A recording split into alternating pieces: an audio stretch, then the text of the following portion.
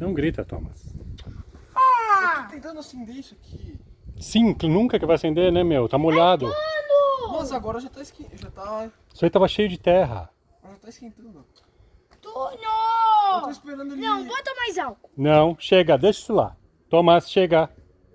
Mas olha, Antônio, ele tá piorando tudo. Não tá, ele não tá encostando, ó, ele tá só pegando. Deu? Mas qual o problema desse fogo? Meu Deus do céu. Você não vai pegar, Tom, Antônio. É, não vai. Se deixar o fogo em paz, ele vai.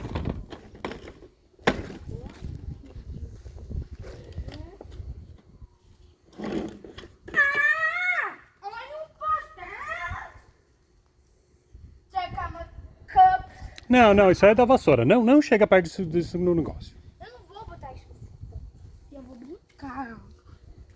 Ah, isso aqui não presta. Tá, chega, guarda onde tava isso. Cadê o fósforo? Ó, Eu guardei, chega. Deu Ah, já. deve ter álcool ali ainda. E aí, faz assim, ó. Toma! Vai sujar a piscina, cara. Cazu. Agora eu vou vir aqui. Agora domina o E mundo. tchau, fogo. Ai, para de ser bobo, cara. Por quê? Pra quê, Antônio? É porque a água acende mais o fogo. Claro que não, meu.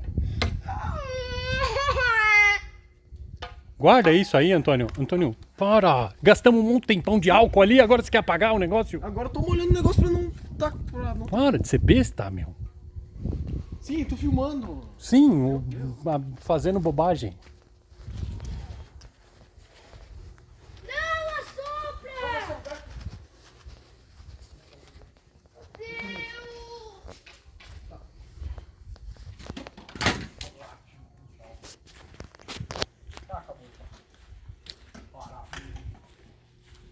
É só tirar essa madeira do lado.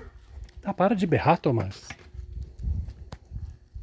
Não é pra pôr esse pau aí, eu já falei que isso aí é da vassoura.